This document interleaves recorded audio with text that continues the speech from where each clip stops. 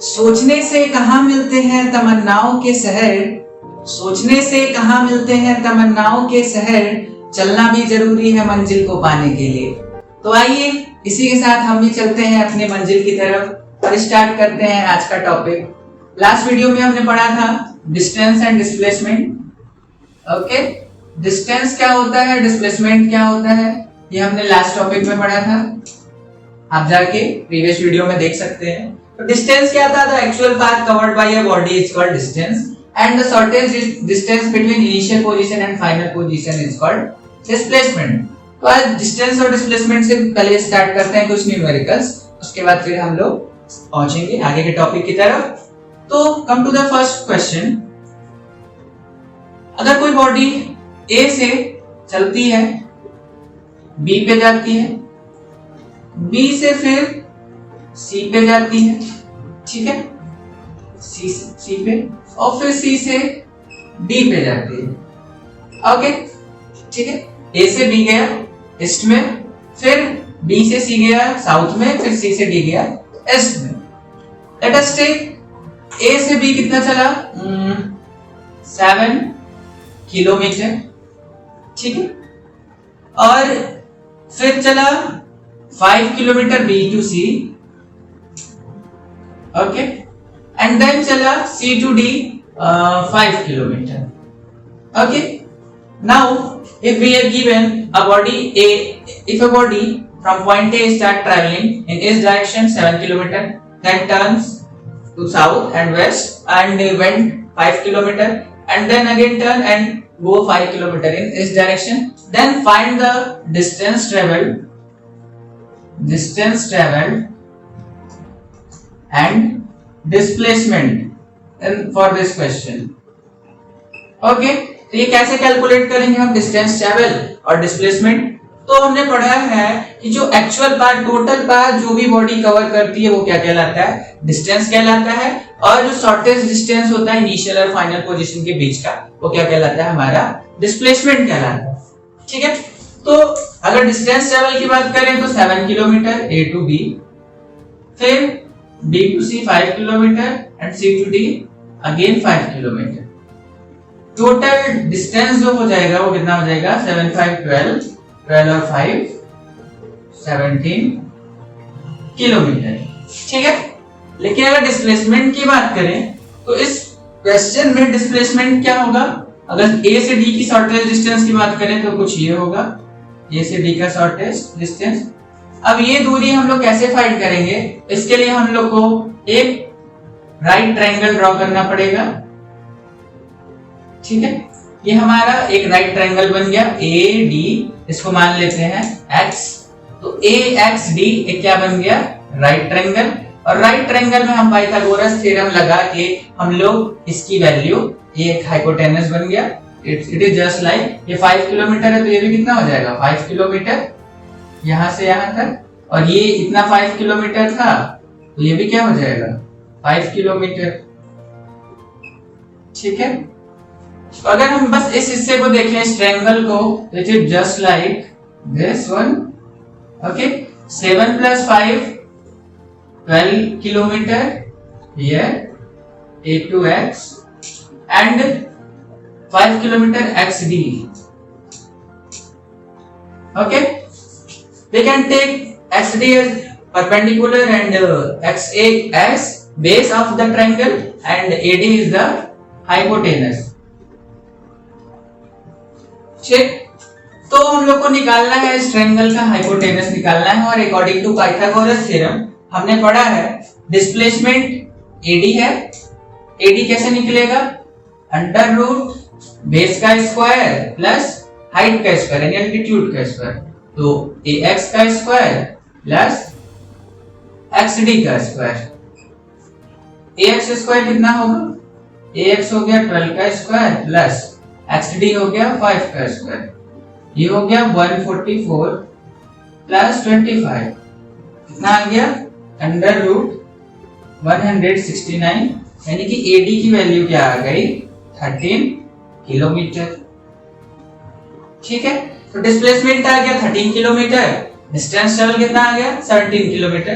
Okay, तो ये तरीका था क्वेश्चन को सॉल्व करने का for obtaining distance and displacement for any question. Come to the second question. Okay, second question is, if a boy from a point A went 5 kilometers in south direction, then turns to his left and went 6 kilometers in east direction, and then again turn to its right, not again, then turns to its right and went 3 kilometers. Okay, then he turns towards his right again and went 6 kilometers and reaches at point B. We have to find out the distance traveled and displacement for this question. Okay, it is very easy question. We have to calculate distance and displacement. For distance, we have to add all the distances which he had travelled. 5 kilometers, 6 kilometers, 3 kilometers and 6 kilometers. 5 kilometers plus 6 kilometers plus 3 kilometers plus again 6 kilometers means 6 5 11, 11 3 14, 14 or 6, 20 kilometers. So he had travelled 20 kilometer distance. Now we have to calculate displacement. Now displacement is equal to, अब displacement कैसे आएगा? हम लोग initial position, ये इसका क्या है?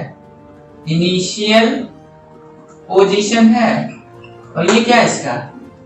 Final position है. हम लोग इनिशियल पोजीशन और फाइनल पोजीशन को क्या करेंगे? ज्वाइन कर देंगे सीधा सीधा.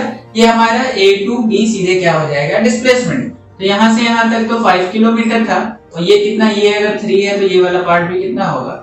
3 किलोमीटर होगा. तो total displacement is 5 plus 3, okay, means 8 kilometer.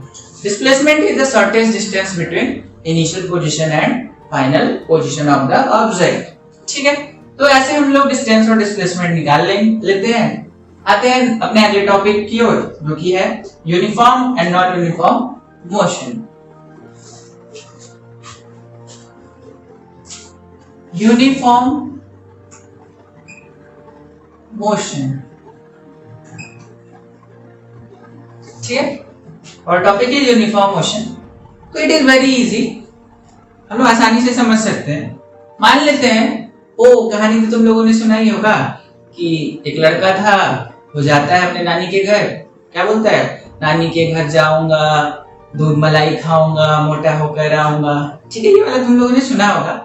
ठीक, तो यूनिफॉर्म मोशन क्या होता है? अगर मान लो वो लड़का जो था, जब अपनी नानी के घर जा रहा था, तो वो क्या करता है? हाईवे से जाता है, हाईवे रोड खाली होता है, वो अपना एक स्पीड से 40-50 मान लेते हैं 40 किलोमीटर पर आवर की स्पीड से वो बाइक से जा रहा था. कंटिन्यूअसली ना स्पीड घटाया ना बढ़ाया. तो अगर हम देखेंगे तो ये लड़का जो है, ठीक, वो हर इक्वल टाइम में इक्वल डिस्टेंस ट्रेवल करेगा. मान लो यहाँ से यहाँ पहुंचा कितने सेकंड में? 10 सेकंड में. ठीक है, और दूरी तय किया 1 kilometre.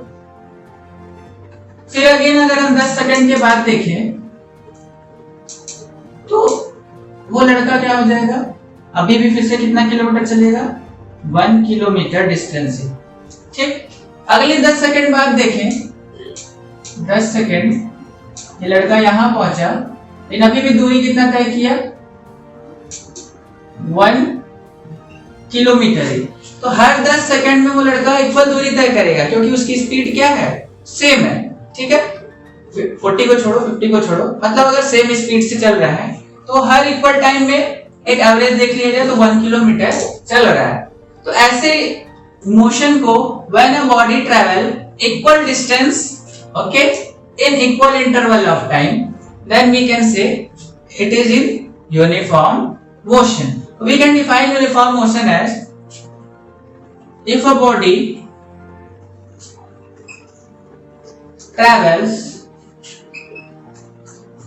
equal distance in equal interval of time,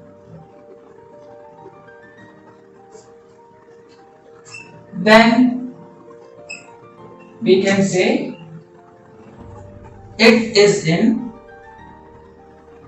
uniform motion. Okay, तो अगर इक्वल डिस्टेंस इक्वल टाइम में ट्रैवल कर रही है कोई बॉडी, तो हम कह सकते हैं वो कैसा मोशन कर रहा है, यूनिफॉर्म मोशन कर रहा है. The next topic is non uniform motion. Non uniform motion. अब नॉन यूनिफॉर्म मोशन क्या होता है?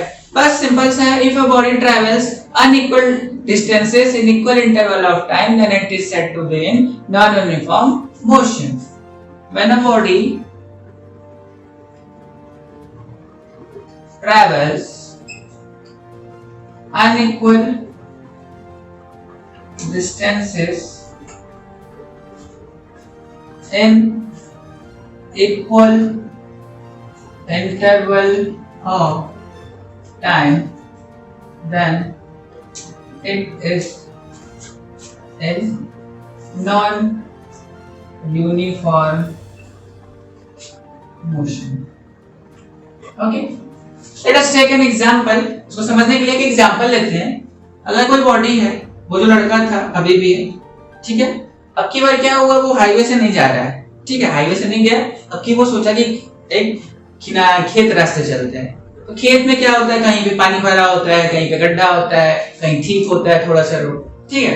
ये चलना स्टार्ट किया तो रोड थोड़ा सही था, वो थोड़ी दूरी तक गया, मान लेते हैं 1 किलोमीटर गया पहले 10 सेकंड में, ठीक है.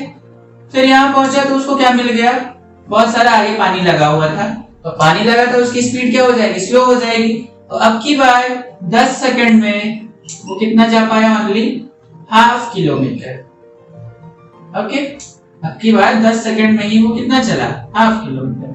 फिर जब आगे आया तो खेत से एक हाईवे निकलता था, एक बहुत ही अच्छा रोड निकलता था, ठीक है. तो अब की बार उसको बहुत ज्यादा डिस्टेंस ट्रेवल कर लिया क्योंकि रोड अच्छा था, ठीक है. अब की बार 10 सेकंड में ही चल गया वो 5 किलोमीटर, ठीक. तो हम देख सकते हैं पहले 10 सेकंड में 1 किलोमीटर, दूसरे 10 सेकंड में ½ किलोमीटर, तीसरे 10 सेकंड में 5 किलोमीटर. यानी अगर टाइम इंटरवल सेम है, ठीक है, equal time interval, but distance travel क्या हर बार अलग अलग डिस्टेंस वो ट्रैवल कर रहा है. एक बार 1 किलोमीटर, एक बार ½ किलोमीटर, या 5 किलोमीटर. तो अगर इक्वल टाइम में बॉडी अलग अलग डिस्टेंस ट्रैवल कर रही है तो हम कह सकते हैं वो कैसा मोशन कर रही है, नॉन यूनिफॉर्म मोशन कर रही है, ठीक है. इसको कर लीजिए. Come to the next topic, that is speed. तो स्पीड क्या होता है, जैसे कोई बॉडी अगर चल रहा है, ठीक है, ये लड़का चल रहा था, तो कुछ टाइम लग रहा है उसको यहाँ से यहाँ तक जाने में, ठीक. यहाँ से यहाँ तक जाने में उसको क्या लग रहा है, कुछ समय लग रहा है, और कुछ दूरी भी तय कर रहा है, ठीक है. ये टाइम है, ये क्या है, डिस्टेंस. कुछ डिस्टेंस ट्रेवल करने में उसको कुछ टाइम लग रहा है. तो स्पीड को सिंपली डिफाइन करते हैं, distance travelled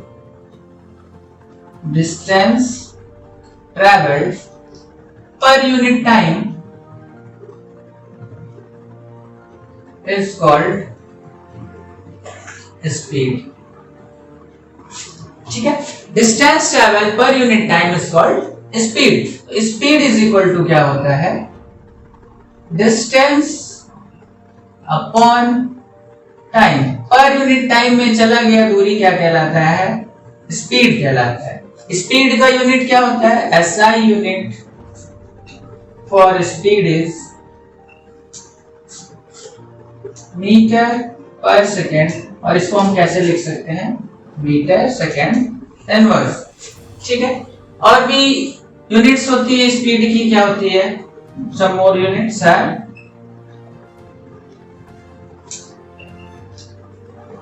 kilometre per hour और and centimetre per second.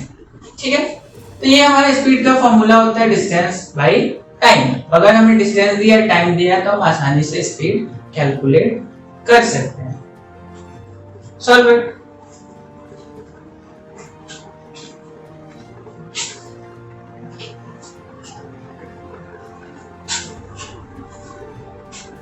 Okay, here given distance is equal to 60 meter, time is equal to 15 second. So speed is equal to distance upon time, that is distance है 60 meter, time है 15, कितना आ जाएगा 4 metre per second. ठीक है, समझ में आया? Okay, चलिए आज की क्लास यहीं पे ओवर करते हैं। इस वीडियो को लाइक, सब्सक्राइब और शेयर करिएगा ज्यादा से ज्यादा लोगों को, कि और भी बच्चों को इसका फायदा पहुंच सके। ठीक है, और जो भी डाउट्स होगी आप कमेंट बॉक्स में कमेंट कर दीजिएगा, आपकी प्रॉब्लम को अगले वीडियो में सॉल्व कर दिया जाएगा। Thank you, have a nice day.